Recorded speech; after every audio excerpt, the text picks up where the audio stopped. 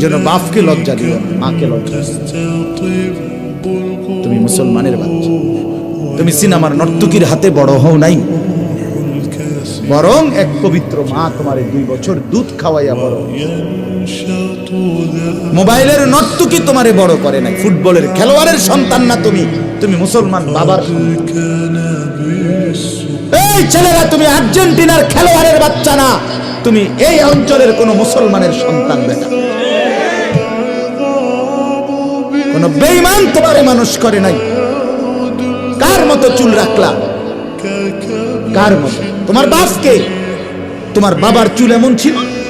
তুমি কোনোদিন তোমার বাপেরে দেখো নাই?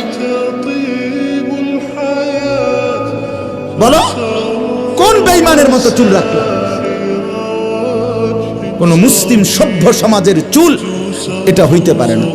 এটা কাফের বেঈমানের চুল, ইহুদির চুল, মুশরিকের চুল, বেঈমানের চুল। নারী নিয়ে পড়ে থাকে, সারা রাত জিনা ব্যভিচার করে, সারা রাত উলঙ্গ নারী নিয়ে হোটেলে বারে নাচে গায়, ফুর্তি করে মদের আড্ডায়। এই বেহায়া নির্লজ্জ কুকুর বিড়ালের জীবন যাদের, তাদের চুলের কাটিং এ খবর লও বেটা। লজ্জা থাকলে মুসলমানের বাচ্চা এমন চুল রাখো। যদি মনে থাকে যে তুমি মার দুধ খাইছো,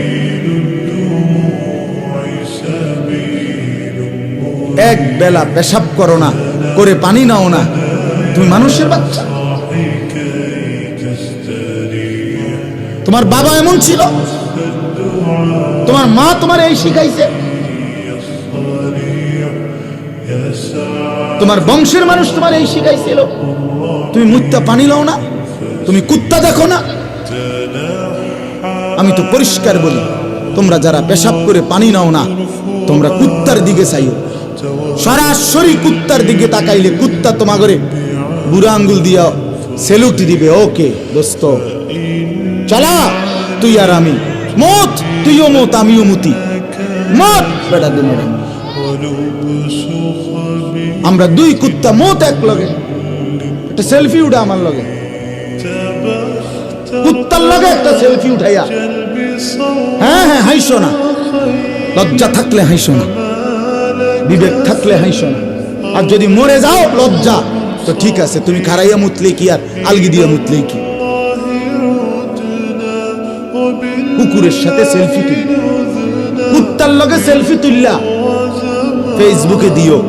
দেশবাসী কমেন্টস করে জানাবেন আমাদের দুজনকে কেমন লাগছে।